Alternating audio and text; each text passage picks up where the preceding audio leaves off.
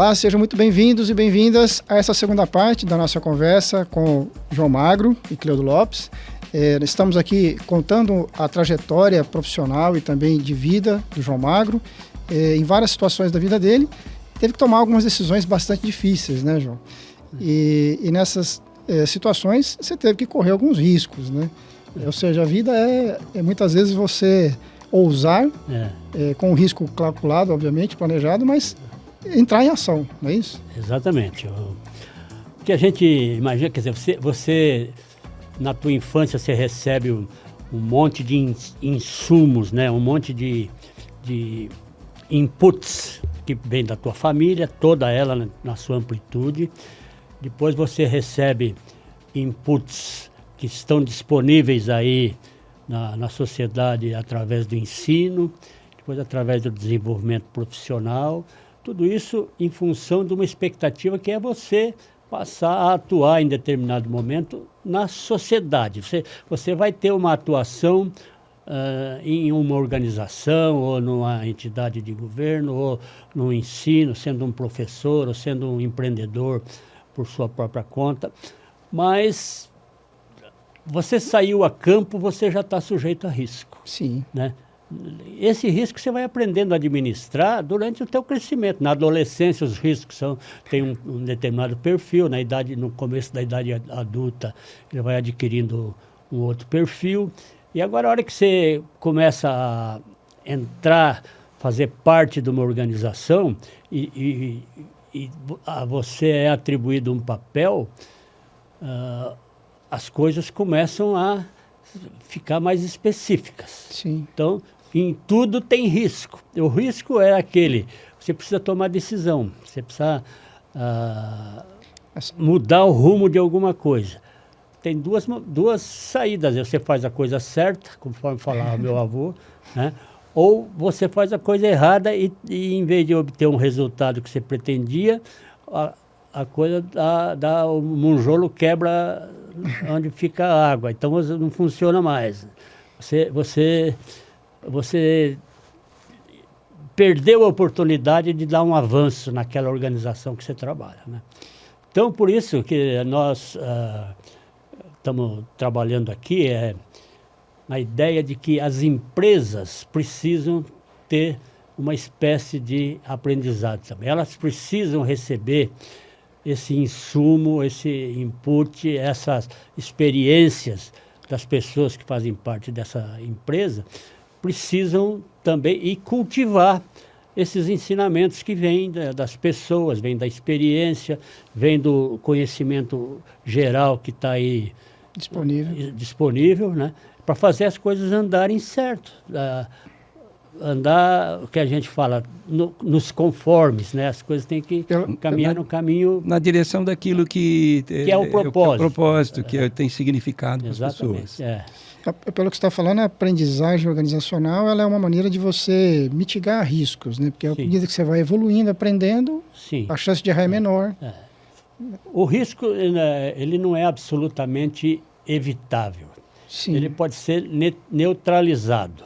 Se você neutraliza com eficiência e eficácia um risco, você está preparado para neutralizar outros riscos da mesma espécie. Mas tem risco que você... Tem novos desafios, né? O mundo está mudando sempre. Vem outros ambientes, vem outras técnicas, outras tecnologias, e aquele risco que você achava de gravidade importante no passado, hoje pode ser uma coisa que já está automaticamente solucionada por alguma maneira de proceder, algum processo, algum aperfeiçoamento de processo, né? Mas ele vai sempre existir, tal negócio. A gente estava conversando com o Cleudo outro dia. Os dinossauros, por mais que eles tivessem estudado prevenção de risco, eles não contavam com o asteroide. Então, é verdade. É isso aí. E tendo sempre em mente, né, João Magro, que não existe não decidir, né? Exatamente. A decisão é uma coisa, é algo inerente ao ser humano. Por isso que eu creio e eu me apoio nessa verdade, que o livre-arbítrio é isso. O livre-arbítrio é a capacidade que você tem de dar um direcionamento na sua vida. E não decidir fazer alguma coisa também é decidir, né? E sobre isso a gente conversou, né, há dias, quando a gente fez o convite a você, que você prontamente aceitou. E como eu gosto de ler, estou sempre estudando para poder fazer meu trabalho, você também é um homem que tem esse interesse pela leitura. Eu comentei com você de um discurso, que é o discurso de Theodore Roosevelt, que ele fez em 1910 na Universidade de Sorbonne. E aí comentei que esse trecho desse discurso, um pequeno trecho desse discurso, está no livro da Brené Brown, que está aqui na minha mão, que eu quero agora compartilhar com as pessoas, porque eu acho que ele é de uma preciosidade muito grande.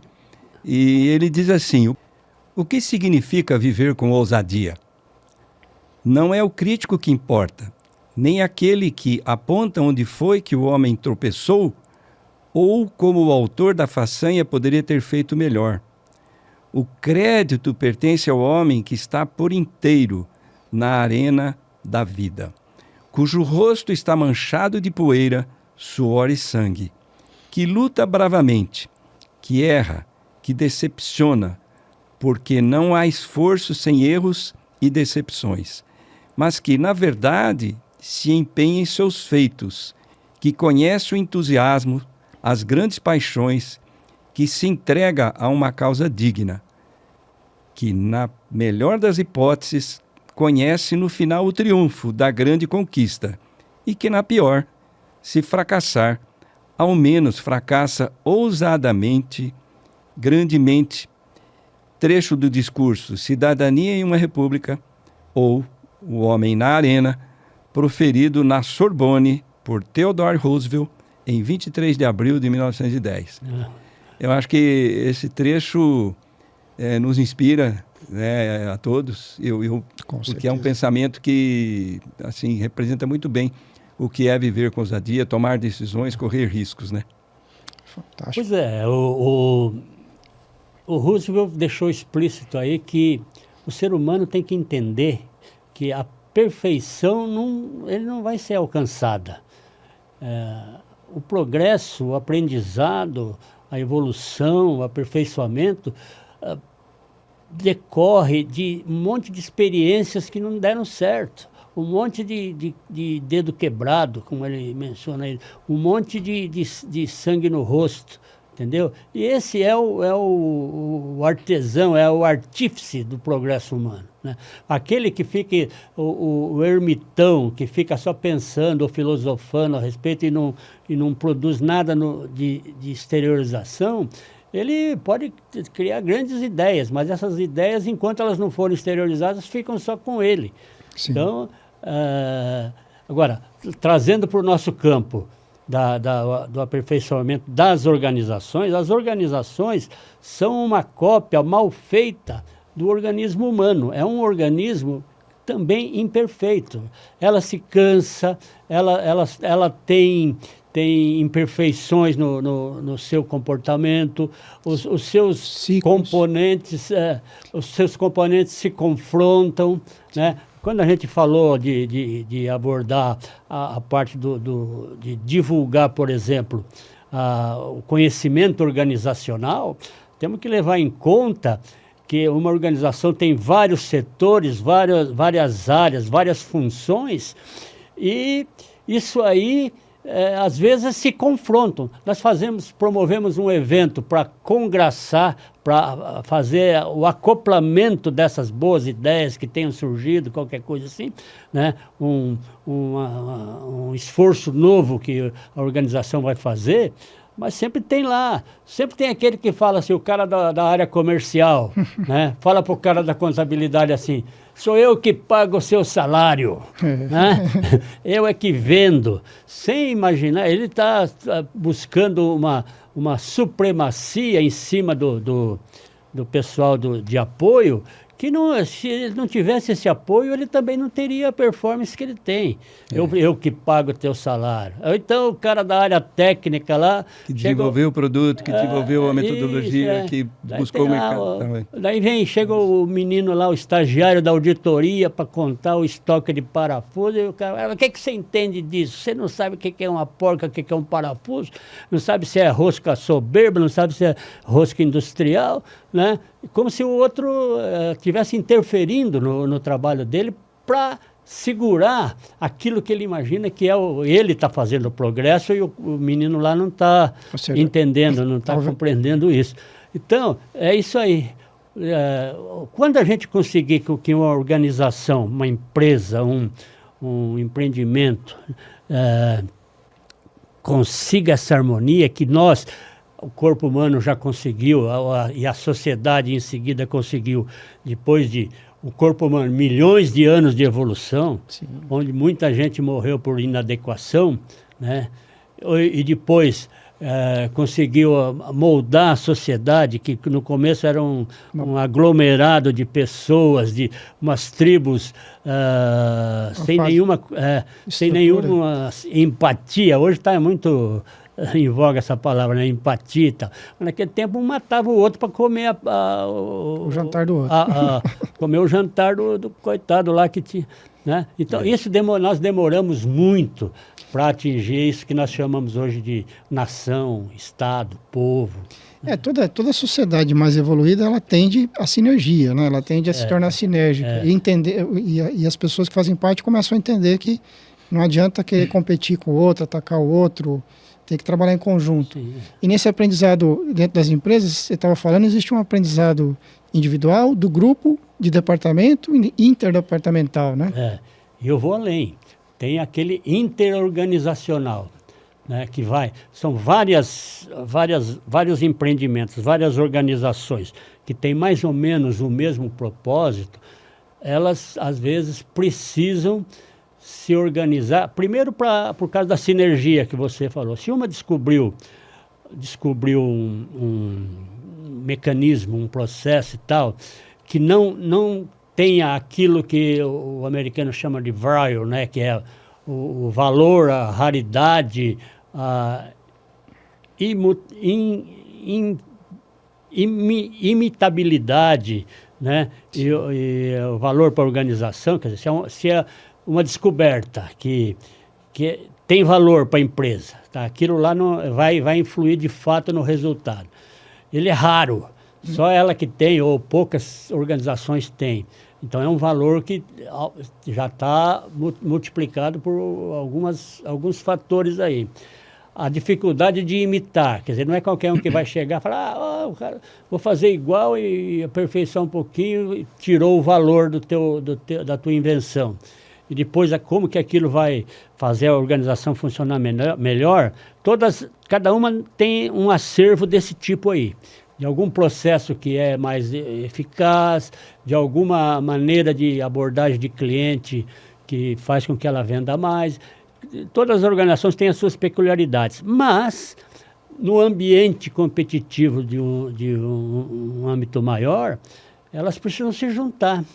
Elas precisam fazer as confederações das indústrias, precisam fazer as confederações de comércio, os sindicatos de produtores, sei lá do quê, entendeu? E os próprios sindicatos de trabalhadores. Por quê? Porque elas podem se mover em grupo em busca do interesse comum.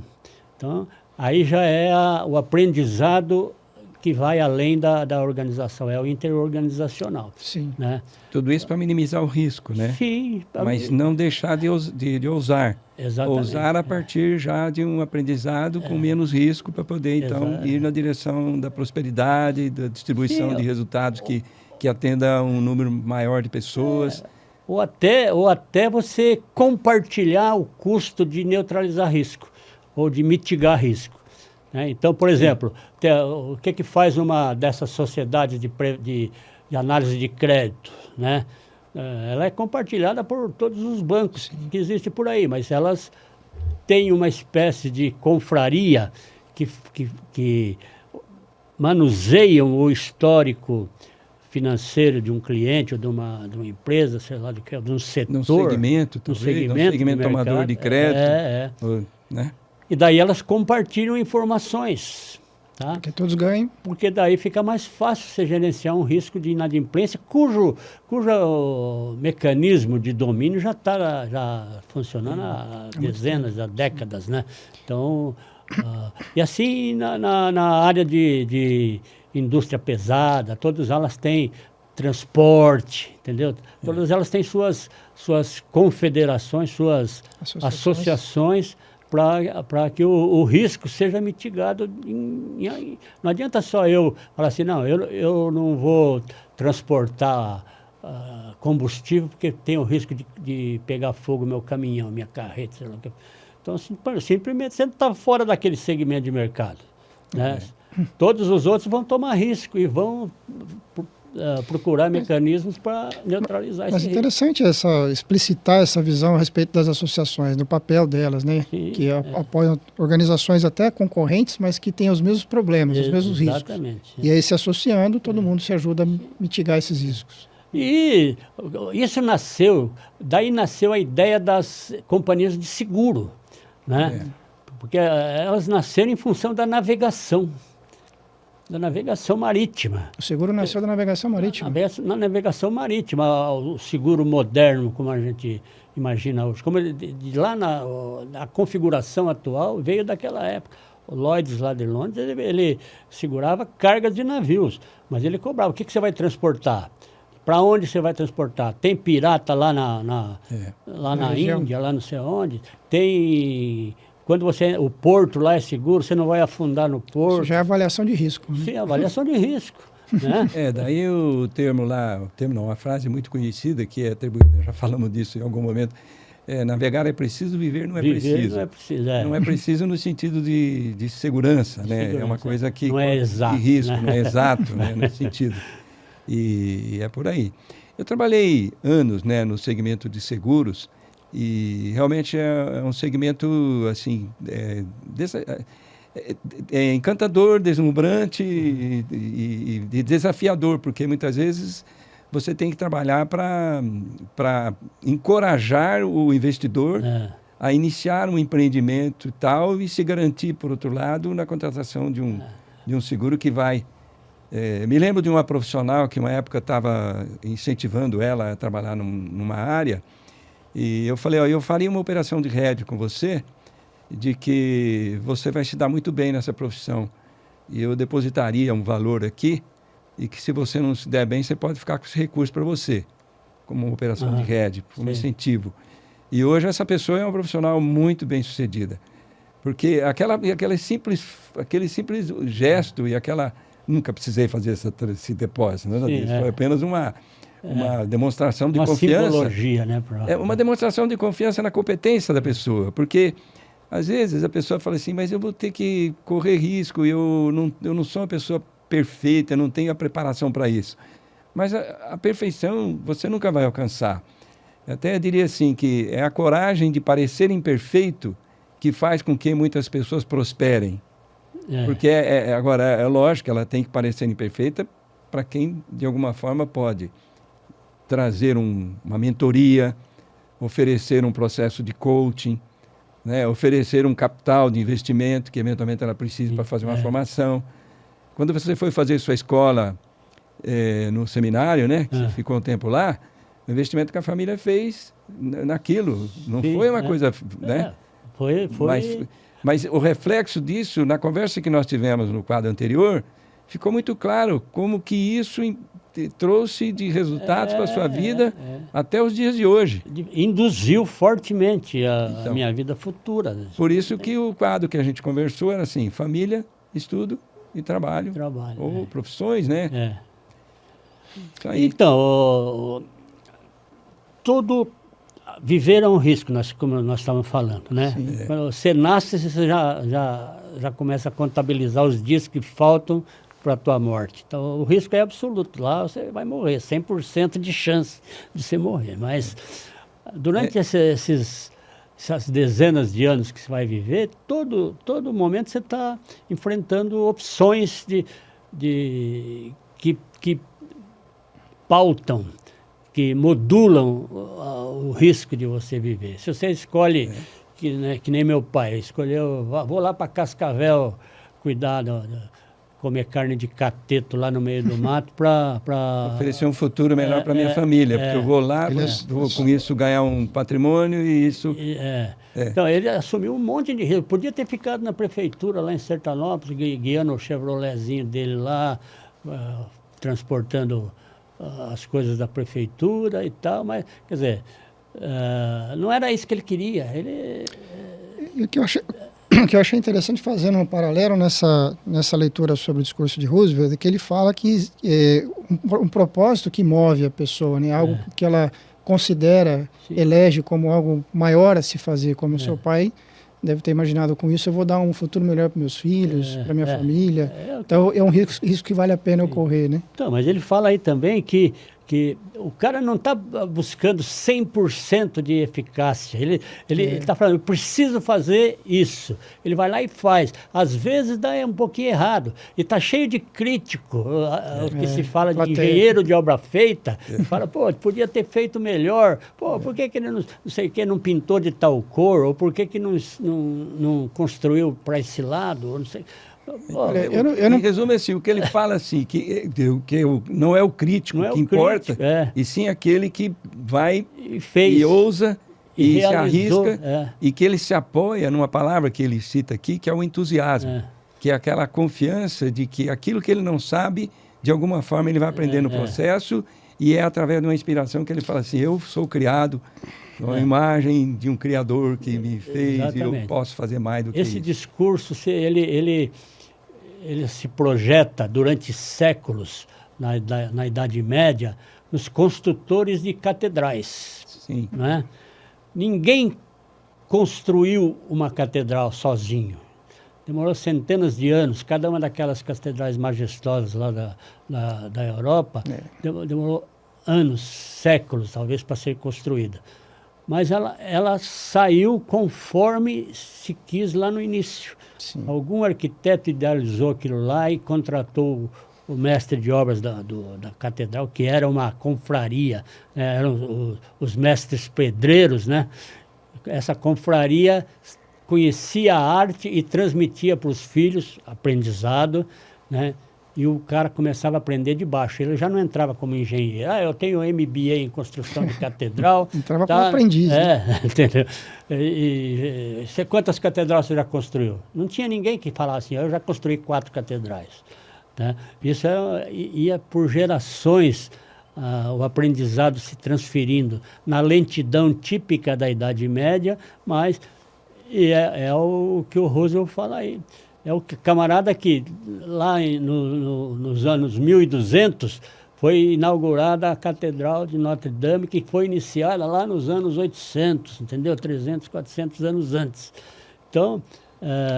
E são estruturas impressionantes. Impressionantes. Né? Quando você vê é o desenho típico do aprendizado organizacional. Sim. E tal. E durante esse aprendizado, as técnicas foram se aperfeiçoando. Né? Hoje em dia, os chineses constroem casa com um guindaste, né?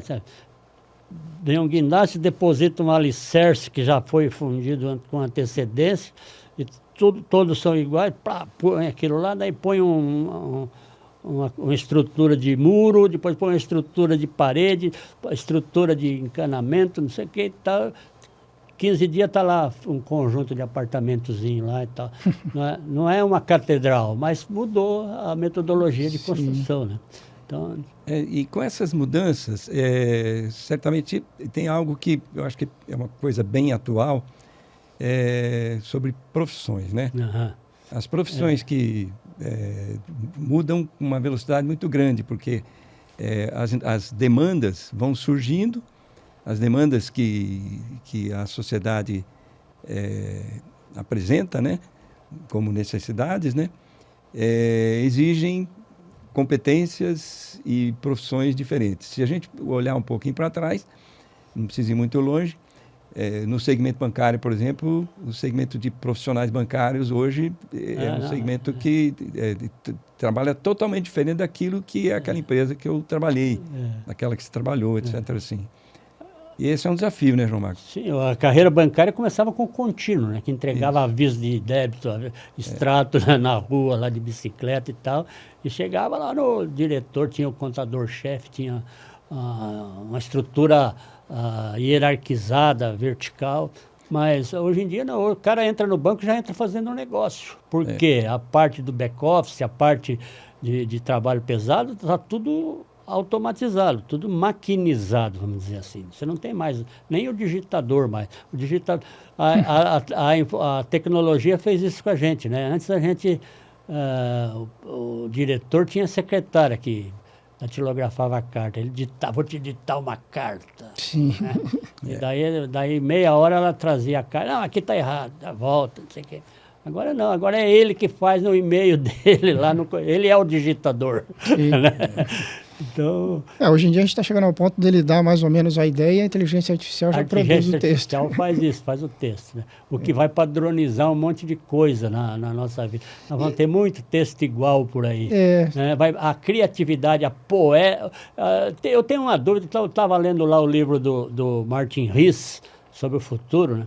Que ele fala assim, escuta, nós vamos conseguir colocar ética na inteligência artificial, né? Ela vai poder discernir nuances de uma poesia, por exemplo, de sentimento. Será que a inteligência artificial vai poder dizer, o meu algoritmo para procedimento nesse caso é A, mas no caso do fulano de tal ali, ele tem uma circunstância na vida dele que permite ou requer que eu trabalhe com outro algoritmo A2 lá, entendeu?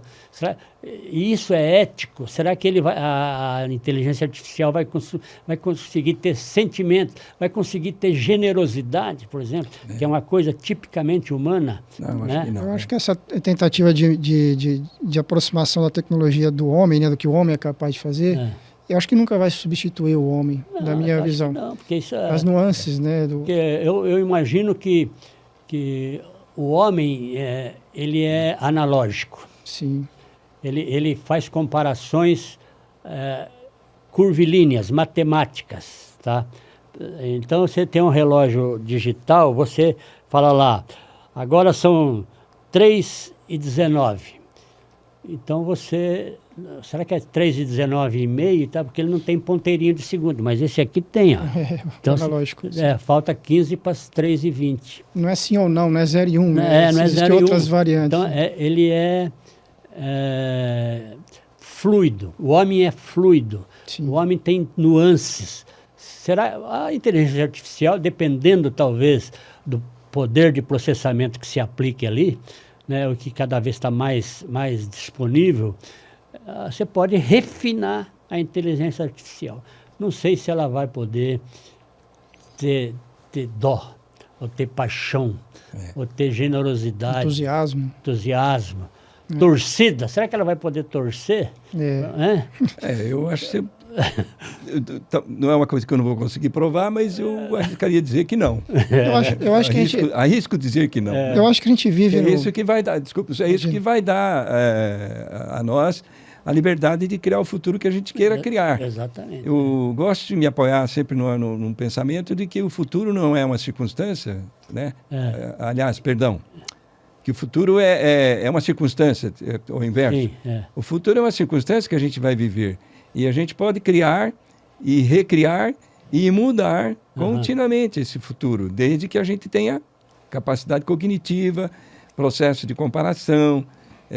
Porque é assim, a inteligência é um recurso que se modifica à medida que a gente vai vivendo as experiências, né? Então ele vai se modificando, a inteligência vai se modificando com o tempo, a inteligência humana. A inteligência artificial, ela vai buscar os dados lá em algum algoritmo. Ela é replicante. Ela pega a versão anterior, né? E daí fala, bom, em cima dessa versão anterior eu vou colocar mais, que nem você falou, mais 15 casas do valor de π, né? Sim. Eu vou aumentar em tanto o grau de precisão disso. Mas não chegou no final ainda. Né? E onde vai virar? As ideias humanas vão fluir para onde? Entendeu? Esse Martin Rees, ele fala assim, vai, por exemplo, se daqui a 2 milênios a humanidade for toda careca, toda calva, ninguém vai ter cabelo mais, né?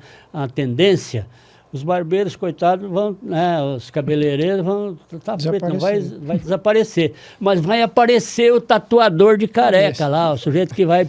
As pessoas vão querer pintar a cabeça. Alguma então, coisa, né? Diferente. Cada um vai querer ser diferente. Eu acho que a diversidade é o que está acontecendo no mundo de hoje, uma velocidade muito rápida. Se a gente está falando da inteligência artificial, a questão dos carros, por exemplo, da diferença entre o carro elétrico, o carro híbrido, o carro a combustão. Eu acho que nenhum vai substituir o outro assim de uma hora para outra. As coisas vão conviver em opções. Agora você tem mais opções. Eu acho que a inteligência artificial ela vai ser uma opção utilizada para algumas coisas. Mas, por exemplo, nas artes, na poesia, na construção de uma catedral, nesse tipo de arte humana, que eu acho que é insubstituível. Não há como a inteligência copiar o homem. A inteligência artificial copiar o homem. Então, você tem a aplicação da inteligência artificial para questões práticas, que vai dar ao homem mais liberdade, ao mesmo tempo também vai tirar algumas funções, né? Algumas profissões vão desaparecer, mas outras vão surgir e outras habilidades humanas vão se destacar. Então vai ter as duas coisas, eu acredito, uma não exclui a outra. Exato, porque nós estamos falando agora, o mundo está vivenciando a revolução industrial, a indústria 4.0, né? Que se baseia fortemente na tecnologia, na exatidão, na precisão dos processos produtivos, na qualidade dos produtos, na rapidez, na logística de disponibilizar esses produtos para a maior quantidade possível de usuários e de compradores. Mas não é que para falar assim, até 1975 era a Revolução Industrial 3.0. Em 1º de janeiro de 76 passou a ser 4.0. Não é, elas vão se interligando. As coisas, elas se autopenetram. Nós temos coisas hoje em dia que a eletricidade, a maneira de produzir eletricidade, ainda não abandonamos aquela de 1870 lá do Thomas Edison, do Tesla, né? Aquilo lá ainda está atendendo grande percentual da humanidade. A energia nuclear, proveniente de usina nuclear, é mais recente, mas talvez ela termine antes... Provavelmente. Da eletricidade tradicional. Então, pode ser que a revolução antiga lá da máquina a vapor ainda sobreviva em alguns aspectos sobre uma indústria 4.0. O que a gente preocupa é a internet das coisas, até quando a gente vai mandar no processo de produção. Né?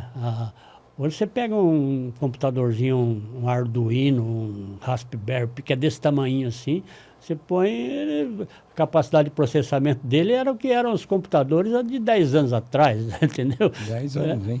E uma linguagem de programação que o menino de 10 anos, o meu neto, já está se metendo a fazer programinha lá de computador, coisa que eu fui aprender com 25, 26 anos de idade e começar, né, a aprender lógica de programação. Hoje em dia a lógica já está embutida nos processos. Então, mas aprendizado, tudo isso é aprendizado, né? Sim. E risco. E risco. Eu acho que a humanidade vai ter que tomar uma decisão, tem já, né, tomado, também de direcionar toda essa tecnologia para a questão de sustentar o ambiente que a gente vive, né? O planeta, né? Temos dois endereços, né? E o planeta tem um sistema super complexo, né? E que a gente desestabiliza esse sistema, muitas vezes com a nossa intervenção humana. E eu acho que a tecnologia tem que começar a se voltar cada vez mais para esse lado, porque existe tecnologia, por exemplo, para resolver a questão do degelo polar, por exemplo. Sim. Já existe tecnologia e ciência para isso. A questão é que muitas vezes o interesse comercial ainda não existe. Então acho que o interesse comercial ele vai ter que ficar em algum momento em segundo plano. E essa tecnologia tem que começar a ser aplicada no interesse de sustentabilidade, de sobrevivência no planeta. Existe também as ações, né, como o Elon Musk, de buscar a colonização de Marte, que é um projeto que eu acredito que vai acontecer em algum momento, está correndo os riscos, né? Aliás, ele tem essa filosofia de que errando a gente vai se desenvolvendo, ele errou até conseguir o foguete que desce de... Ele sabe que ele não vai ser prefeito de Marte, porque isso vai demorar, vamos imaginar, uns Mas ele vai ser o pioneiro anos. do projeto. Mas ele já delineou os processos para você chegar lá. Sim. Né? Primeiro, o foguete reutilizável, combustível, motor de alta eficiência que ele está construindo. E, para colonizar Marte, você vai ter que fazer um trabalho... Como é que fala? Terramariar o Marte. Né? Tem que criar um ambiente que a humanidade... Porque a humanidade não consegue. O ciclo da humanidade é de milhões de anos. Para a gente começar a andar em pé, foi alguns milhões de anos. Para você aprender a raciocinar em determinada maneira, foram outros milhões de anos. A tecnologia tem um ritmo muito mais rápido. Mas para a gente conseguir viver em Marte, a gente tem que respirar oxigênio e nitrogênio. Né? E para isso lá não produz mais. Já pode ter produzido em algum momento. Mas carbono, nitrogênio e oxigênio. Né? Então, essa temos que criar vai ter que produzir lá. Tem que criar isso. Eu acho que com a tecnologia que a gente está desenvolvendo aqui, a gente vai ser capaz de fazer isso em algum momento. Umas algas lá que consomem carbono, metano, sei lá o quê, e vai... Nós estamos lá de Sertanópolis nós fomos parar em Marte, né? Pois é. E eu queria fazer um paralelo, eu até peço licença, porque enquanto a gente vem falando desses assuntos, a leitura que você fez, a questão de correr riscos, de não esperar ser perfeito, de se colocar na prática, aprender durante o processo, para mim isso está sendo uma aula, né? Enriquecedor para minha atividade pessoal também, porque, eu não sei se você sabe, eu sou piloto de automobilismo. E eu uso o número 7. Né? O meu slogan, minha logomarca é Fernando Lopes 7. Sim. E o 7 é o número da perfeição, o número de Deus, a gente fala, né? E eu sempre tive comigo que a perfeição nunca vai ser alcançada, mas ela é algo que eu devo buscar. Né? Ou seja, nesse plano material, a gente não vai alcançar Deus, mas a gente tem que buscar a Deus. Ou seja, buscar fazer as coisas da melhor maneira possível, entregar o seu melhor. O Afonso Coutinho falava isso, faz as coisas direito, menino. Exato. Mesmo que você saiba que você nunca vai ser perfeito, que sempre tem algo para aprender, né? Mas você se coloca na prática com esse propósito de fazer o seu melhor possível, sem se cobrar demais, observando para aprender.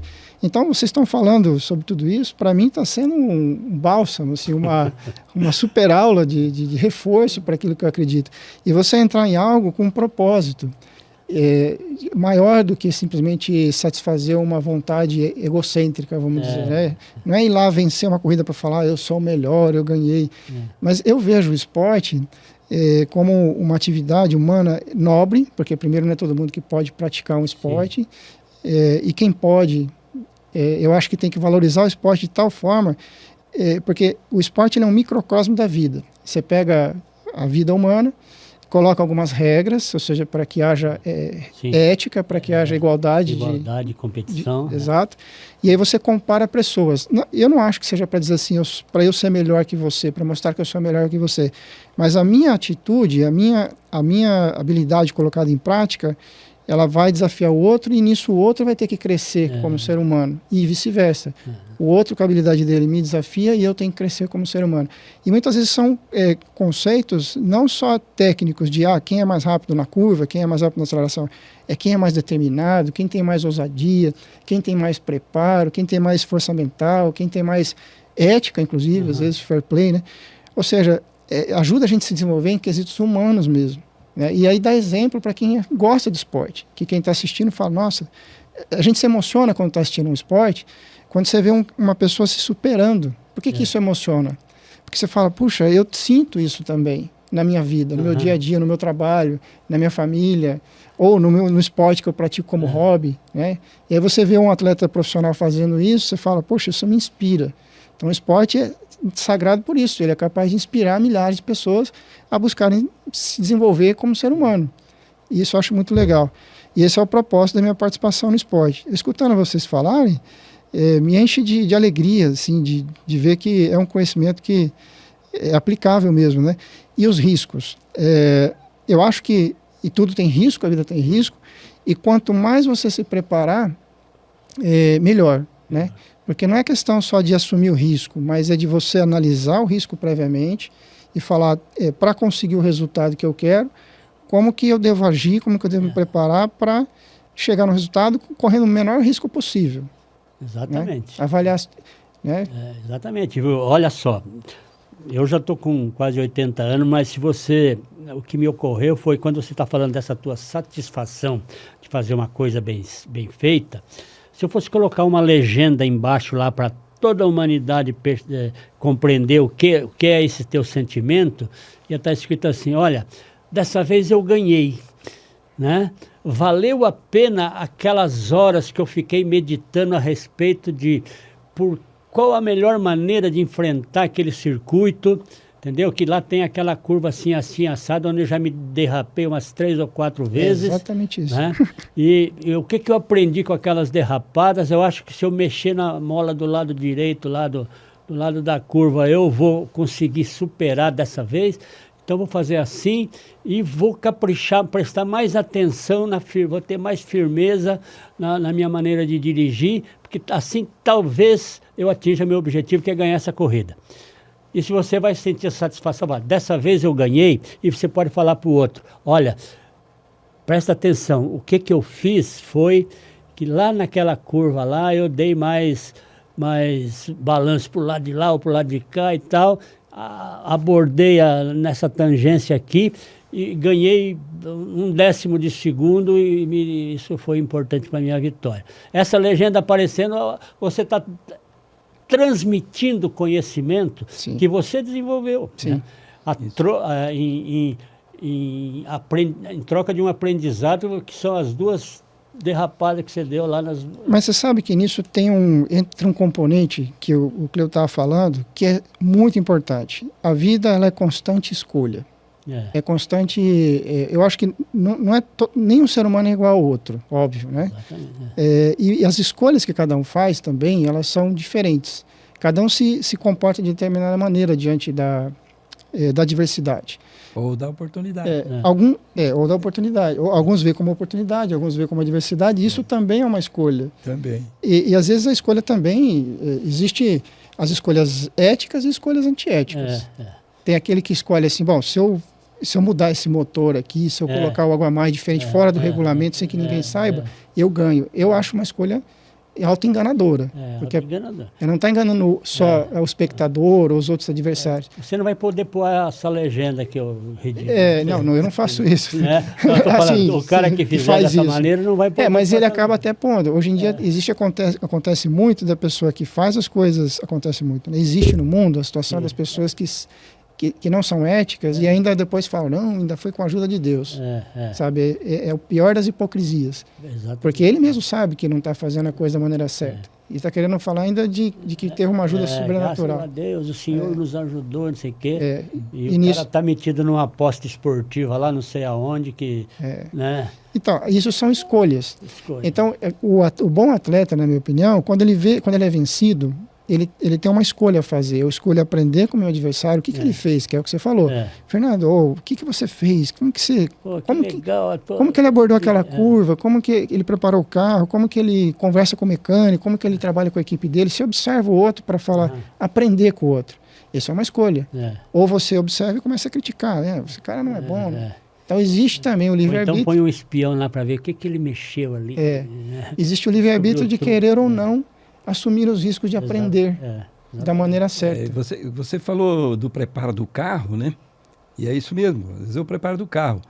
Mas, na grande maioria das vezes, é o preparo pessoal. Do conjunto. O preparo mental, o preparo da competência, o preparo físico, né? Um conjunto. A gente tem que reconhecer que o homem, ele é corpo, mente, né?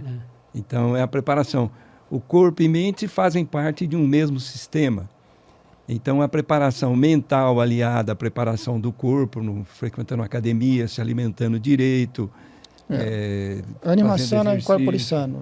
Você achar o equilíbrio físico e mental, isso é uma das partes do processo do esporte. Isso. Depois você achar o equilíbrio entre você e a máquina. No caso do automobilismo, você tem que achar o equilíbrio com a máquina. Muitas vezes você do carro tem que ser para você, para o seu estilo. Isso. E você achar a sinergia com a equipe.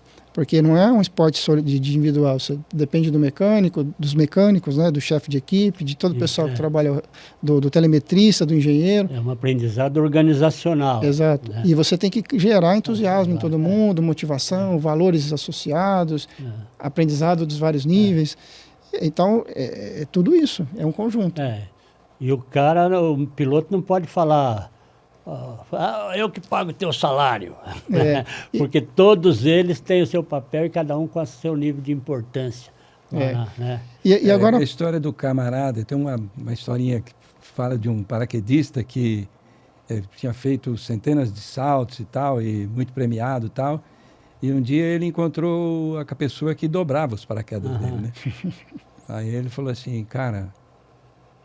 Graças a você, eu sobrevivi a esse salto, porque o meu paraquedas principal falhou e tal, e eu usei o paraquedas secundário, e ele funcionou e eu estou aqui. Então, hoje eu vim aqui, até hoje eu não tinha pensado quem é que preparava meu paraquedas. Eu vim aqui para agradecer você, porque graças a você eu estou aqui conversando, senão eu não estava aqui mais.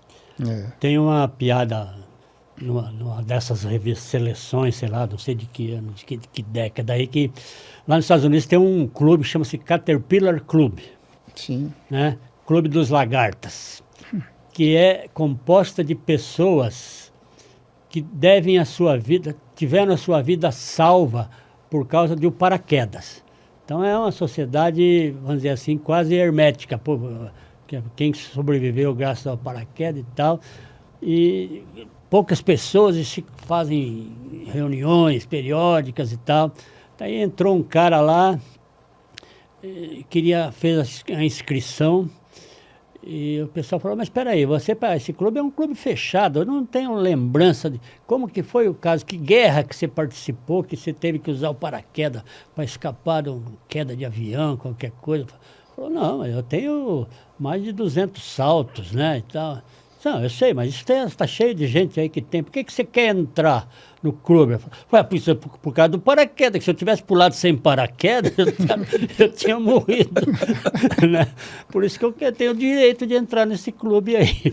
Porque o Caterpillar Club, essa história é emblemática. Muito legal. E tem uma outra coisa, né, que você estava falando agora há pouco, da tomada de decisão diante do risco, né, que muitas vezes a gente falava isso antes até de começar a gravação, nas empresas muitas vezes você tem que tomar uma decisão e não pode esperar. Né, montar um grupo de trabalho para elencar as prioridades, elencar lá as 80 prioridades. Então muitas vezes na hora do momento da ação, você tem que pensar rápido, né, tem que agir rápido, não é isso?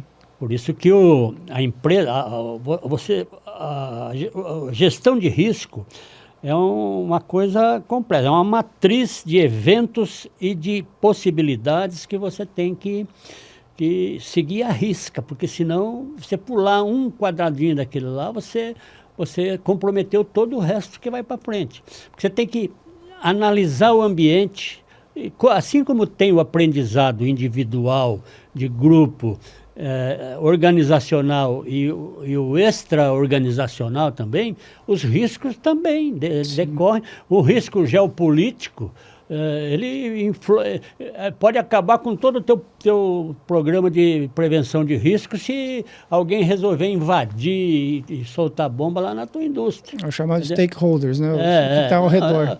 Uma guerra lá, o pessoal que tem empresa no sul do Líbano lá, por exemplo, vai falar, o que adianta? Cadê meu planejamento estratégico? Vem que página que está aí, o bombardeio, não sei do que, né? Não tem. Não tem isso aí são riscos extra-organizacionais, extranacionais às vezes, que são esses riscos, você tem que pelo menos perceber. Porque tem dois riscos que normalmente não são catalogados. Ontem eu estava conversando com o Cledo, falando sobre isso. Um é esse risco não percebido. Sim. Né? Quando você vê alguém tomando o poder numa nação com a qual você tem relação empresarial, e de repente esse cara começa a agir de uma forma diferente dos padrões que você mapeou quando você fez o teu Contrato, identificação de risco, você já tem que voltar lá naquele quadradinho da matriz e falar assim, opa, se por acaso entrar um maluco aí, o que que eu faço? Eu faço um hedge financeiro, ou eu diminuo a minha participação lá, eu trago meus funcionários de volta, ou eu faço um hedge político e contrato o vizinho lá para monitorar as atitudes desse cara. Então, tem que ter uma solução. Uma vai custar mais, outra vai custar menos, outra vai depender de mais influência, outra vai depender de menos, mas você tem que... Tem que agir. Você tem que monitorar, você tem que mapear o risco, identificar com certeza quais são os sinais de que esse risco está se aproximando, né? Que nem aquele relógio da catástrofe atômica lá. Quando ele está pertinho da meia-noite, significa que já identificaram um risco aí que não tinha antes. Você está chegando na catástrofe final, né? Mas daí você vai criar mecanismos materiais, mecanismos de procedimento, de processo. Tem que nomear um responsável, tem que nomear uma pessoa que vá verificar a efetiva realização daqueles processos, dos procedimentos que você determinou, porque vai neutralizar teu risco, vai mitigar... Procedimentos de seguranças que Exatamente. Vão reduzir... Daí você vai chegar lá no fim, essa equação vai te dar, bom, se esse risco aparecer, a minha possibilidade de perda vai ser 10, vamos falar, porcentagem do meu capital. Vai ser 1%, vai ser 0%, vai ser 10%. 10% já começo a avisar os meus acionistas, Sim. né? Que opa, estamos incorrendo aqui, vamos entrar numa zona nebulosa aqui, que pode acontecer. Então vocês se previnam aí, porque de repente o meu dividendo vai ser menor, né? Esses mecanismos que são quase de organização e métodos, vamos dizer, que nem se falava antigamente, eles têm que ser monitorados. Por isso que o menino, o estagiário da auditoria que vai lá no mecânico, no engenheiro mecânico lá, que fala, mas cosa fatiqui, né? Que coisa fatiqui? Não capite niente questa roba, né?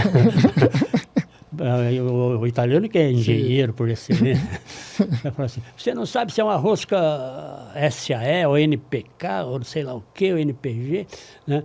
E daí, esse cara também tem o papel dele, ele foi lá verificar se você está apertando as coisas ou está contando.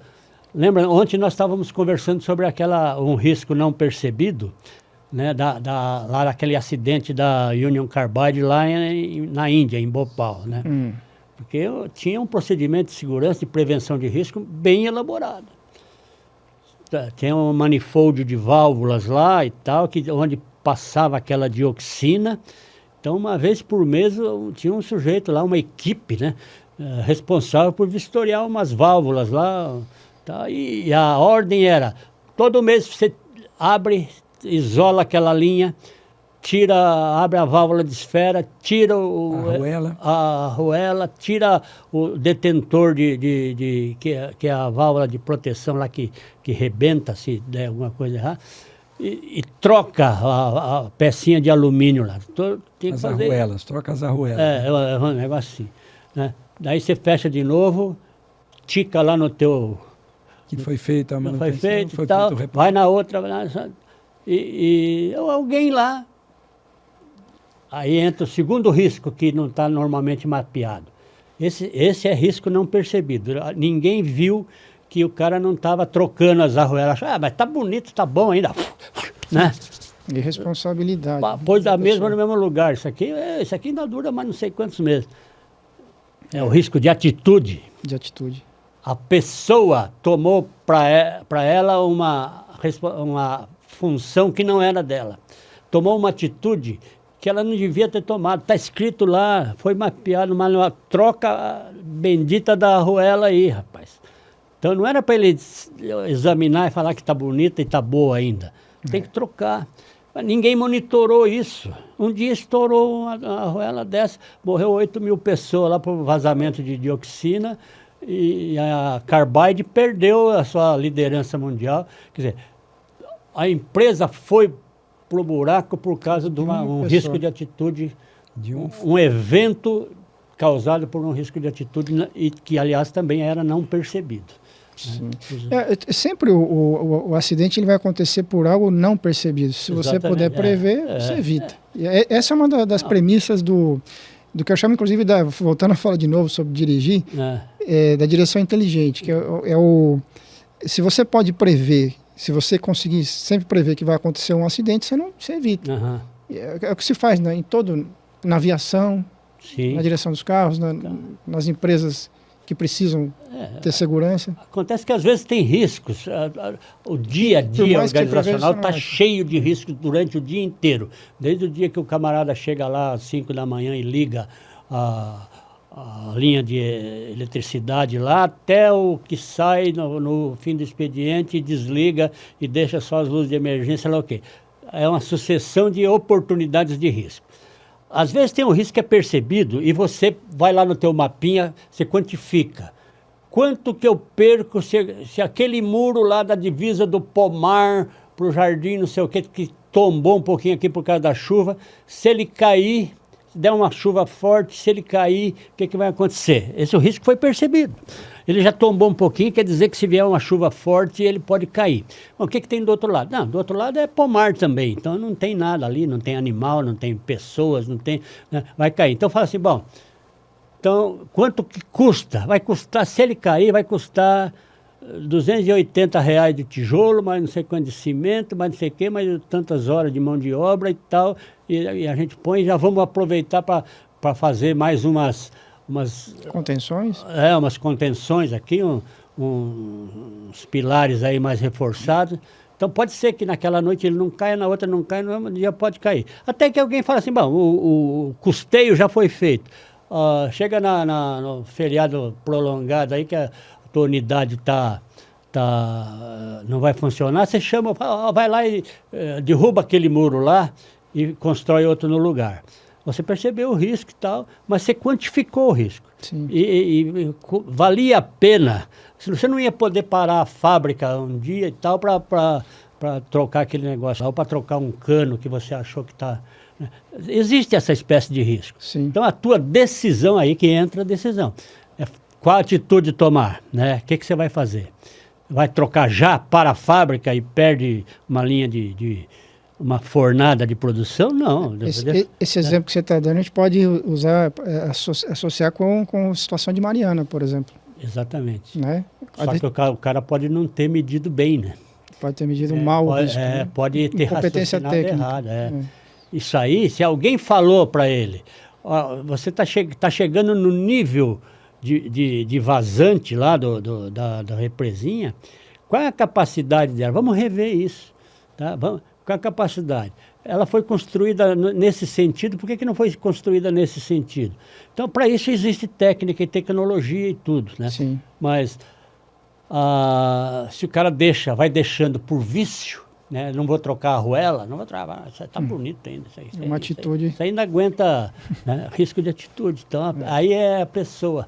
Aí, velho, você vai voltar para trás para querer saber como que isso aconteceu, vai lá na infância desse camarada, vai lá em quem criou esse camarada, quem deu educação inicial para ele, que vai falar assim, não precisa fazer as coisas direito, não, faz de qualquer jeito, entendeu? Ou na escola, quando tem, vai estudar as normas aí do ISO não sei o quê, ou na NBC não sei o quê, os procedimentos padrão, aquilo que é o padrão de indústria. Não se vende esse produto aqui sem que ele esteja dentro dessas especificações aqui. Certificado por esse processo de produção aí, etc. Então, norma NBA não sei o quê. Então, e você vê que a gente volta sempre também no componente humano, né? Quando é o risco de atitude. E nisso que a preparação, o desenvolvimento da pessoa, né? Isso. Às vezes fazer até um retorno à infância para entender o que... Essa atitude de displicência está lá na mentalidade dele, lá no fundo do subconsciente dele, sei lá onde. Né? Que lá na infância ele deve ter produzido igual o Pedro e o Lobo, deve ter gritado 4 vezes, 5 vezes, lobo, lobo, lobo, né? Daí enganou o povo, enganou o povo, enganou o povo. A hora que veio o lobo... De verdade, comeu ele. deixaram, não Então, socorreram. deve ter lá uma má formação. Aí Sim. problema de caráter, que nem o Cleudo falou ontem. Então, e aí... De competência que ele não se preocupou de desenvolver. E aí, fazendo um paralelo, assim, falando até um pouquinho sobre o desenvolvimento humano, né, que é o nosso trabalho, né, e da importância também de entrar em ação. Você falou, não basta ter as ideias, tem que colocá-las em prática e tudo mais. Existem alguns riscos, tem os riscos que podem gerar catástrofes, grandes acidentes, e existem os riscos de não obter sucesso, né? Aí quando você fala, por exemplo, organizações ou carreiras, por exemplo, né, uma carreira de um executivo que ignora algumas questões, por exemplo, de desenvolvimento de competências, habilidades, ou de melhorar o próprio perfil de gestão, e não trata isso. Eu estou aprendendo um pouco para esse lado, porque isso é risco também, né? Risco de não ter sucesso na sua carreira, e se você não faz algo para se preparar, para se desenvolver, esse risco aumenta. Sim. E nisso entra o processo de preparação, de autodesenvolvimento, que é o que o coaching faz, a mentoria faz, não só para pessoas, como para empresas, né? Ter consciência, assim, de que quando a gente olha, por exemplo, a inteligência artificial, não é ficar temendo o que a inteligência artificial pode fazer, é temer o que a inteligência artificial pode fazer, que vai tirar a tua oportunidade de exercer a tua profissão. A gente falou já há poucos dias aqui que a profissão de uma pessoa é o conjunto de práticas pelas quais a pessoa se revela. Exato. Né? Esse pensamento está num dos livros que a gente leu recentemente aí, a gente já falou sobre isso outro dia. E a profissão, então, é um conjunto de práticas que a pessoa utiliza e pelas quais ela ganha vida, etc. e tal. Se a inteligência artificial tem capacidade de fazer alguma coisa que vai tirar do ser humano aquela habilidade que não vai precisar mais dele, ele não pode ficar parado, né? Ele tem que fazer algo. Ele tem que procurar desenvolver algumas competências que ele não tem e prevendo um futuro de modificações, né? Então, é isso aí. E dentro de um processo de coaching ou de um processo de mentoria já tem uma coisa mais direcionada, né? Porque a pessoa, quando procura um mentor, é porque ele quer um resultado ou ele está precisando de uma orientação de alguém que tem uma experiência que ele específica. Quer acelerar para poder executar aquilo. O processo de coaching é construção de competência, né? O processo de coaching é um processo de desafiar o participante, o coachee, para que ele, vamos dizer assim, diga assim, bom, o que eu preciso? Me preparar fisicamente? O que eu preciso? Eu preciso desenvolver uma competência que eu não tenho? O que eu preciso? Eu preciso me associar com alguém para poder desenvolver esse negócio, essa empresa, isso aqui, porque essa competência eu não tenho e vai ficar muito mais caro eu me desenvolver do que eu contratar alguém para fazer isso para mim. Então, aí, contrata-se um consultor, contrata-se coisa para fazer aquilo que a pessoa não tem condições de fazer no curto prazo. O coaching é um catalisador, né? Um acelerador de desenvolvimento, né? Que a pessoa pode usar ou não, mas quando ela usa e um processo bem feito, ela passa a ter o controle maior dos resultados da vida dela, da carreira dela, nas mãos dela, né? Isso. Se responsabiliza, se compromete, se desenvolve, faz um planejamento estratégico para si e alcança os melhores resultados. Ou seja, aumenta a chance. Acho que para que isso fique bem claro para quem está assistindo, até para a gente consolidar o nosso pensamento sobre isso, é que a gente vê assim, tem muito coach trabalhando no mercado falando assim, foco, ação, resultado, melhoria. Não é isso. Não é só isso. Né? Isso é muito pouco. Né? Não é isso. As pessoas que vendem esse tipo de solução são mentirosos. Eles querem iludir as pessoas e ganhar um dinheiro fácil. E aí eles empobrecem as pessoas e ficam cada vez mais ricos, eles e a sua turma. E aí passam a dizer que são referências. Passam a dizer que são referências. O processo de coaching responsável, alguém que tem comprometimento com o desenvolvimento do outro, ele começa com a seguinte pergunta: o que você quer e qual é o seu nível de responsabilidade para alcançar isso que você quer? Essa é a primeira pergunta. O que você quer e qual é o teu nível de responsabilidade para você alcançar isso? Eu estou bastante comprometido. De 1 a 10, quanto? 6. Então você não é cliente para coach. Não, eu tenho 10% de comprometimento. Legal, então vamos lá. Então agora vamos conhecer a tua situação. 10% não, eu tenho 10, né, de comprometimento. Se for 10%. Não, eu tenho 100%. De 0 a 10, 10. Mas vamos dizer assim, se não estamos considerando... Desculpa, o ideal é que fala assim, de 0 a 10, quanto você está comprometido? 11. 12. Né? Aí já passa para o campo da literatura, né? Não, mas... do sofisma, né? Mas eu queria deixar essa contribuição, que é a maneira como eu penso. Quero deixar esse pensamento bem consolidado aqui nessa conversa. Afinal de contas, estou diante de uma pessoa que eu respeito, admiro de longa data. Faz quantos anos que nós trabalhamos juntos, né, João Magro? Sei lá, 20 e poucos anos, mais um pouco, sei lá. Então, quero deixar bem claro como eu penso o que é um processo, verdadeiramente um processo de coaching para conduzir uma pessoa na direção e na posição de excelência. Ele começa com a autorresponsabilização, que é o que a gente falou. Depois ele tem o processo de avaliação daquilo que a pessoa é na essência, quais as competências que ela tem, traços de personalidade. Ponto de partida, né? Ponto de partida. Segundo ponto. Então, o segundo ponto é o seguinte, bom, o que você tem como conhecimento, como competência que vai te permitir entrar em ação? Aí você faz um processo de análise SWOT. Ontem, conversando aqui, você mesmo falou assim, a análise SWOT em si é o primeiro passo. E é verdade. Porque assim você identificou 4 áreas ali, forças, fraquezas, ameaças, oportunidades, só que você tem que depois entrar em ação, né? Não adianta arquivar o volume cor-de-rosa lá do ano 2023 e nunca mais abrir, né? Aí entra em ação. Entrou em ação, fala assim, espera um pouquinho, vamos medir os resultados, né? Monitorar. Tem as métricas aqui e tal, como é que nós estamos indo em direção àquilo que você falou lá na frente, no começo, que você disse que tinha responsabilidade. Bom, estou indo bem, eu já consegui aqui em 2 meses alcançar, melhorei minha condição física, estou conseguindo falar para um público e ser ouvido, né? De um palestrante, né? Já consegui fazer 2 palestras em 2 meses. Ampliei meu network. Melhorei minha habilidade de gestão, meus funcionários estão... Meus resultados financeiros estão melhorando, já consegui equilibrar. Legal. Mas tem uma área que não está muito legal. Então vamos lá, vamos construir novas competências aqui. Então essa já é a 5ª fase. E aí vai lá e no final aí a pessoa aprende todo o método e aí ele replica aquilo para a vida dele, replica para aquelas pessoas que estão no entorno dele e a vida passa então, ele outro nível. Aquele objetivo, eleva o seu nível. Então não é foco, ação, resultado, melhoria. Não é. Não é o PDCA. Outra coisa, Cleudo. Eu fiz a especialização em auditoria quando entrei no Banco Central e tinha lá metodologia padrão para o mundo inteiro, né?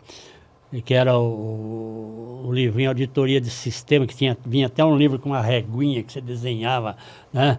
Fazia isso, fazia aquilo. Se acontecer tal coisa, sim ou não? Se sim, vai para cá. Segue tal processo. Se não, volta para cá e volta lá para você aprender de novo. Fluxograma, né? Fluxograma,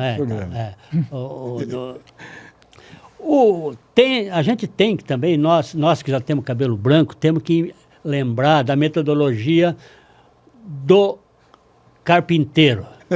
Que o carpinteiro, para atingir o seu objetivo, ele precisa usar a técnica do desbaste.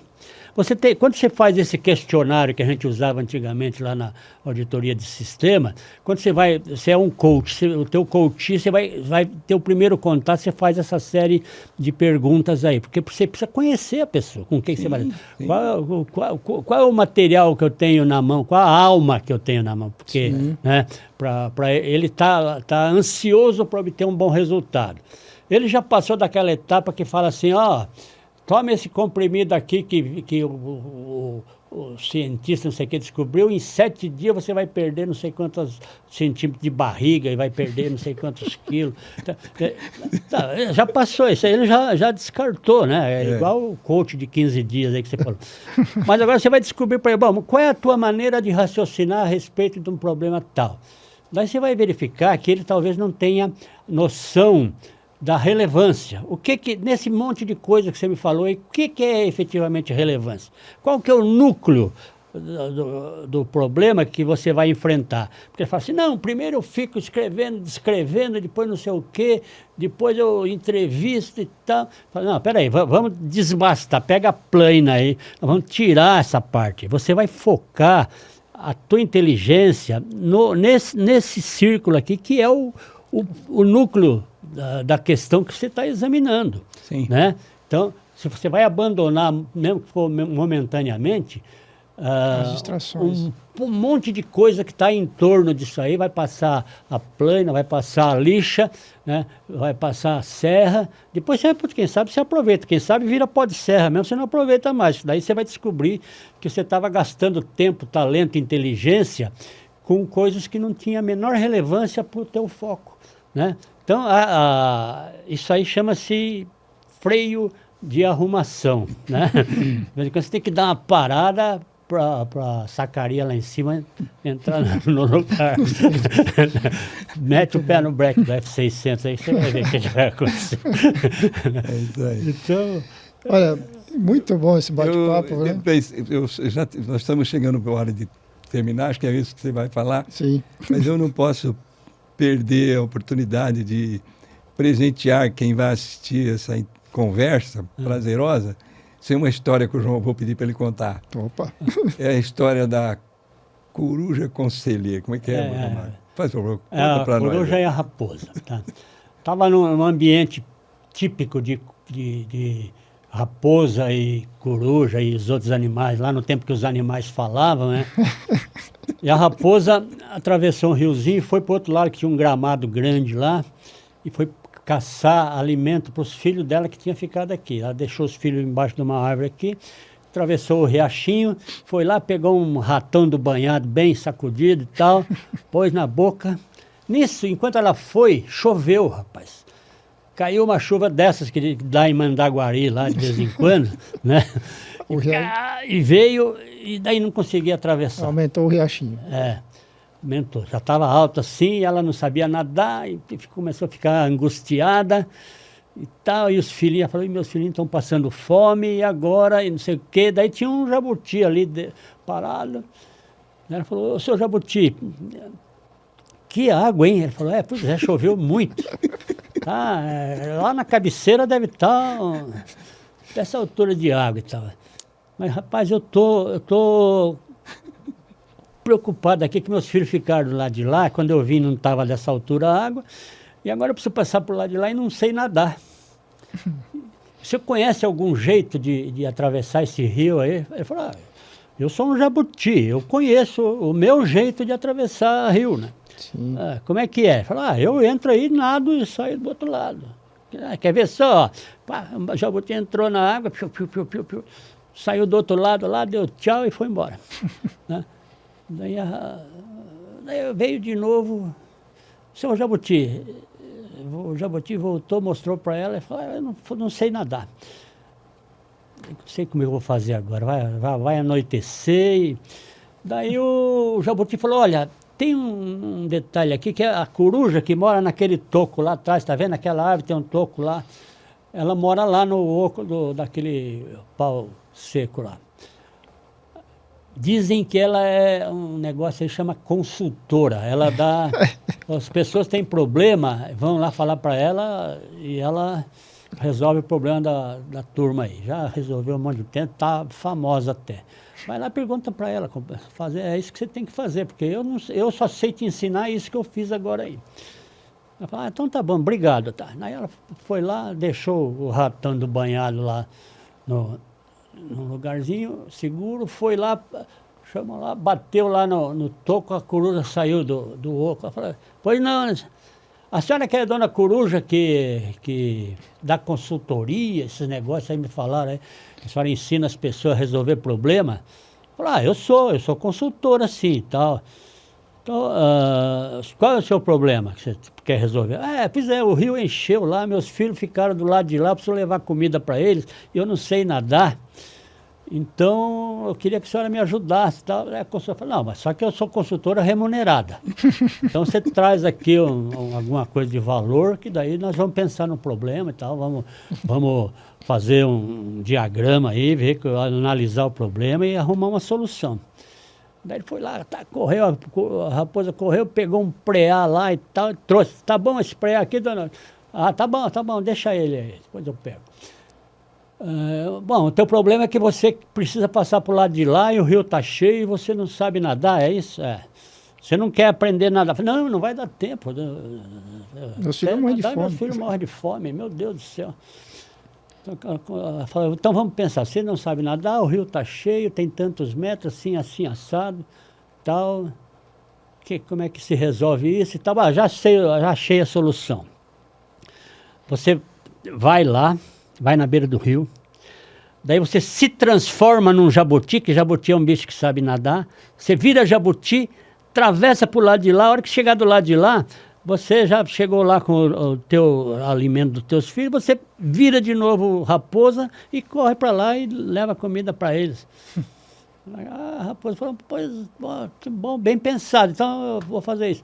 Aí correu para a beira do rio, até falou, peraí, mas eu não, como é que eu viro jabuti? Como é que eu vou virar jabuti? Voltou lá, dona Coruja, como que faz para virar jabuti? Isso aí é com a parte operacional, é porque eu só sou consultor. Tá? Eu achei a solução, agora a parte operacional... Operacional não é comigo, se vira. Por isso, disso a gente chega à conclusão, então, é o seguinte, se você quer aprender a nadar... Comece a aprender devagarinho, porque o consultor vai te dar um livro para você ler, vai falar para você fazer um monte de coisa. Preenche esses formulários. Tem muita... Essa história é maravilhosa, eu gostei demais. Você ontem contou isso, a gente riu bastante, eu falei, não, é isso aí. Se algum consultor te oferecer alguma solução mágica, desconfie. Desconfie. Perder a barriga em 4 dias. Não é o operacional. Tem que entrar em operação. Se você quer ser um piloto de competição, quando ele faz atividade física, vai na academia, se alimenta bem, né? Aprende um pouquinho de cinética, né? Total. E a gente também. Eu, dentro daquilo que eu me propus a fazer, porque é conduzir pessoas e empresas na direção daquilo que é o seu propósito, sigo estudando todo dia. Né? É um operacional, né? A vida toda. A vida toda. Assim como o João Magro, na vida toda dele, foi aprendendo, se desenvolvendo. Aprendendo, apanhando, fazendo coisa certa. E quando eu liguei para você, para a gente começar a conversar e falamos alguma coisa, eu falei, se tem um livro, tem outro, você falou assim, já li. Aí eu falei de outra coisa, esse aí eu vou comprar. Aí 2, 3 dias depois, já estou lendo. E assim foi o livro da Brené Brown e outros do Leonardo Mlodinow, que eu acabei descobrindo um livro que você leu dele e que eu agora falei, é a minha leitura agora da próxima semana. Né? Eu tenho vários dele. Porque ele é um físico, né? É um sujeito que pensa além do nosso círculo de compreensão. Ele pensa fora da caixa.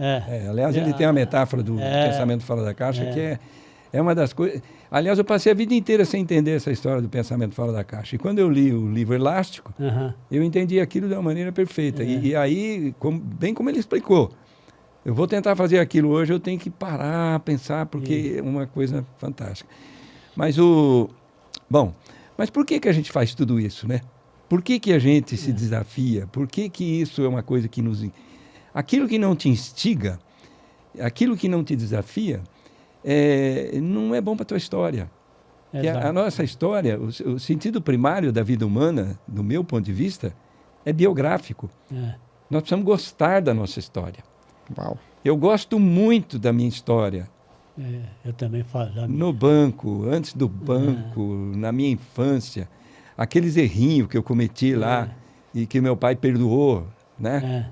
E que, de certa forma, me corrigia, até me batia às vezes. Não foram muitas vezes, graças a Deus, foram poucas. Mas quando eu olho para aquilo, eu sinto um certo orgulho e uma satisfação. Alguns erros? Sim. Algumas coisas que eu me arrependo? Sim. Mas, no geral, na soma, entre somas e somar e subtrair, a biografia é legal. E eu acredito que é isso que vocês sentem também, né, João? Ela traz uma camada, vamos dizer assim, transcendente para a gente. É como se fosse um verniz do passado. Porque ela tem uma percepção de clareza e tem uma espécie de decepção por você não poder voltar e corrigir no passado. Então você fala assim, por que quando eu tinha aquela idade eu fiz aquilo e não fiz aquilo outro que surgiu na minha frente, eu podia ter feito e tal, né? Por que eu errei tal vez que eu tratei mal a determinada pessoa ou fui rude? Né? Porque a minha mulher fala que paranaense não é rude, né? Paranaense é grosso. Olha, a diferença do paranaense e o pinheiro do Paraná é que o pinheiro demora 20 anos para ficar grosso.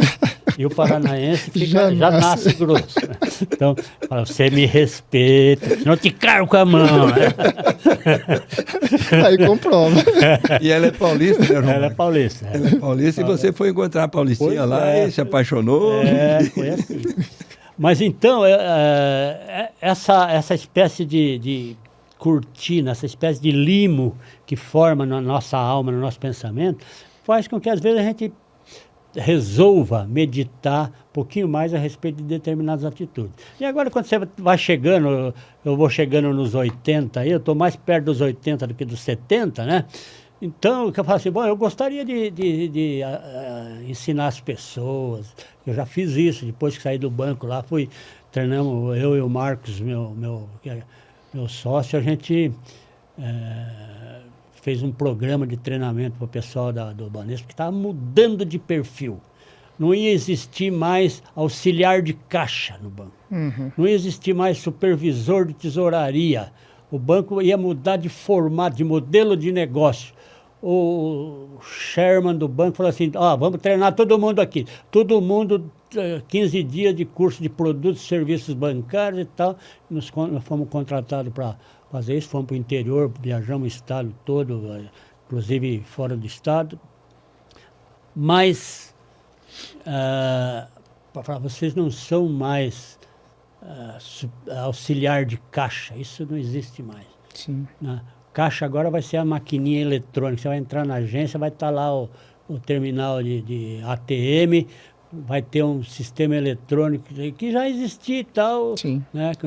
E agora é aperfeiçoado. Agora que você percebeu, será que a humanidade percebeu que o banco transferiu todo o back-office para a gente? Quem tira extrato? Você que tira teu extrato, velho, no computador, entra lá. Você que faz transferência, você que faz pagamento. A tua transferência e tal. E de certa forma isso trouxe um conforto para nós também. Trouxe risco também, porque as pessoas... Né? Mas evitou o risco de ir lá no banco, pegar o dinheiro, sair com o dinheiro na rua. Então, se a gente... Mudou o modelo de negócio. O banco hoje é pura tecnologia, né? Sim. O banco apoio da tecnologia. Tem um livro chamado Abundância, em que o autor do livro descreve tecnologia de uma maneira como eu nunca tinha visto. Você talvez até saiba, ele fala assim, a tecnologia é um recurso que te permite resolver o problema de escassez. Então, ele permite você resolver o problema de escassez. Escassez de capital... escassez. E ele usa um exemplo, que é uma metáfora, que eu achei muito legal. Você entra num pomar de frutas e você vai e alcança, levanta os braços e apanha todas as frutas que o teu braço alcança. Aí recolhe aquelas frutas, leva, só que eles falam assim, mas está faltando mais fruta, eu preciso de mais fruta. Aí tá você volta e as frutas estão lá. Aí você pega uma escada, põe uma escada, sobe na escada e apanha as frutas que estão mais em cima. A escada é a tecnologia. Exatamente. Né? Então, o banco, falando de banco, loja de comércio, onde você vai no supermercado, hoje você pega as coisas e leva e passa no caixa. Antes tinha, nos nossos tinha o caixeiro, então, tinha o balconista. A tecnologia é um meio que auxilia a gente a resolver os problemas de escassez. Eu não tenho tempo de ir no banco, então tá bom. Então eu uso aqui o meu smartphone, etc e tal. É isso aí. Facilitador. Eu pretendo agora, eu até estava conversando mas nós fechamos a nossa empresa de consultoria, então não estamos mais dando consultoria em loco assim. A minha pretensão quero ser consultor remoto, discutir os assuntos, dar ideias, pensar lateralmente naquilo que me é proposto e tal. Lá de Bertioga, de bermuda, que é bem confortável no meu notebook. Home office. Né? Home office e tal. Se você me permite, se você quiser raciocinar a respeito do que eu vou te falar, eu vou te passar aí um elenco de atitudes ou de postulados ou de recortes que pode ser útil para a tua empresa, para o teu problema, vamos dizer assim. Quero ser esse tipo de consultor. O meu predicado muito bem, eu sou contador, sou advogado, né, dizem aí aquela maldade, né, que contador e advogado, o cara que é contador e advogado é a única forma que existe de se conformar uma formação de quadrilha numa pessoa só, mas isso é mentira. Isso é inveja. Né? É inveja. Daí fiz pós em auditoria de sistema, fiz pós em administração, comecei o MBA lá de controladoria lá na USP, porque depois eu não terminei porque fui para Brasília, né? Depois, quando voltei, já aposentei. Então, mas eu acho que esse tipo de aconselhamento, eu tenho que reservar para mim uma porção significativa de modéstia. Porque o cara pode me responder e falar assim, não, mas isso que você está falando aí já não é mais assim. Agora é assim, assim, assado, leia tal coisa. Então eu tenho que pegar um punhadinho, né, 2 doses da minha modéstia e ir lá, rever o assunto. Estudar, atualizar. Estudar, atualizar e depois falar, você tem razão. Só que também tem esses novos aspectos aqui. Tem alguns aspectos que são imutáveis, que é da natureza humana, porque do negócio. Quando eu comecei a trabalhar em banco, a gente dava chapinha no balcão pro camarada que chegava com o cheque lá, entendeu? Plim, escrevia no verso do cheque, agora você vai no caixa. Daí passava no conta corrente, o cara consultava as fichas lá, tal, anotava, cheque de 100 cruzeiros, tá? Dava rubrica, carimbava, passava pro caixa, o caixa pagava, batia num negócio de borracha dessa altura, assim, pago, cheque pago, né? Então, pô, resolveu a transação. Né? E para fazer desconto de promissória, você tinha que preencher um negócio de 6 vias e mandar, se fosse para descontar de outra agência, tinha que pôr no malote. Então, era um negócio que a comunicação era a arma vital. Agora, hoje, a comunicação é instantânea. Né? Então, perfeito. Eu quero ser esse consultor aí de bermuda, viu? Lá perfeito. de Bertioga. Estou contente de ter a oportunidade de trabalhar com vocês e a gente conversar esses dois blocos aqui, essas 2 partes, e estou à disposição. Vamos desenvolver aquilo que eu falei para o Cleudo, vamos criar uma central de inteligência. Tem muita gente que tem um pensamento bem formado, tá? Pode até divergir de alguma coisa que a gente falou aqui, mas pensamento bem formado, uma base sólida, moral e ética. Orientado pelos mesmos princípios. Exatamente. O Instituto Lopes Brasil tem esse nome, não é por acaso. A ideia de falar instituto é justamente a gente quer agregar profissionais qualificados, obviamente, com o mesmo propósito. E não só propósito, também com os mesmos valores, né, que a gente sabe que é importante para o cumprimento do propósito você ter afinidade de valores. E a nossa iniciativa é justamente essa. Aliás, esse podcast que a gente está fazendo comemorando os 17 anos, convidando pessoas que fizeram parte da história do Cleudo, profissional, que de alguma forma contribuíram para esse desenvolvimento profissional dele, e até chegar ao ponto de fundar o Instituto, e essas pessoas fazerem parte do trabalho conjunto. Então, a ideia do Instituto Lopes Brasil é ter uma estrutura com propósito, valores, uma organização, né, de trabalho, agregando pessoas com conhecimento de qualidade para oferecer isso para quem precisar. E dar aquele background, aquela estrutura mínima necessária para você desenvolver o trabalho. Porque, exato. Né? O contato nunca vai ser dispensado. Contato, você vai ter que conversar. Conversar, a primeira invenção intelectual do homem foi a linguagem. Né? Talvez o primeiro pensamento, depois a linguagem. O que nós estamos fazendo, você principalmente estão fazendo é desenvolver o pensamento e externar na linguagem. E pensamento mais linguagem dá o quê? Dá convencimento. Você vai convencer. Conexão. Né? Conexão. Você manda a mensagem de uma forma que a outra pessoa possa entender. Né? Então, eu agradeço, primeiro, você ter vindo lá de Bertioga para conversar conosco aqui. Nós estamos em Curitiba, né? Uma viagem longa. Obrigado por ter vindo. Obrigado por todo o conhecimento, pela história, abrilhantou o nosso programa. Eu fico envaidecido.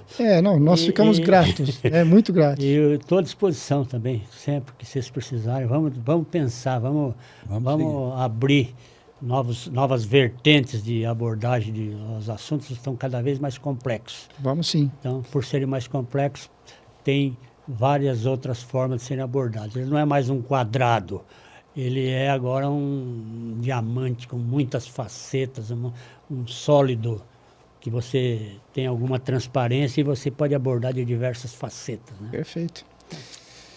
Ok, podemos encerrar? Você quer falar mais alguma coisa? Vamos encerrar. Não, eu acredito assim, se a gente ficar aí, nós poderíamos conversar sobre tantas coisas, mas realmente o ideal é que esse momento seja marcado por essas ideias, né? Que a gente está muito satisfeito, João Magro, com a sua, e muito feliz, né, por você ter se disposto a esse desafio de vir estar com a gente aqui, e muito agradecido, né? E a gente vai mostrar essa gratidão continuando conversando mais vezes aí. O que a gente tem que fazer depois, eu imagino que é um trabalho que depois que passar essa série de podcasts a respeito dos 17 anos, isso aí são coisas que precisam ser lapidadas, metodizadas, né? Então, para juntar tudo isso, esse monte de gente inteligente que você trouxe aqui, essas pessoas relevantes nas suas atividades, a gente pegar isso e pôr um pouquinho e dar um livro isso aí. Você né? Nossa ideia é disponibilizar esse conteúdo de qualidade para quem quiser tomar contato com isso. E a partir desse valor que a gente entrega, as pessoas dar um feedback, entenderem a importância do trabalho que a gente faz, né? Entender o que é, como que se faz, etc. E nós temos, sim, já alguns passos programados para isso e com certeza você fará parte disso. Estou à disposição. Bom, com isso, nós encerramos esse programa fantástico em 2 partes, uma conversa rica, riquíssima. Esperamos que você tenha aproveitado bem. Se você gostou, deixa aqui o seu like, compartilhe com quem você acha que pode gostar também.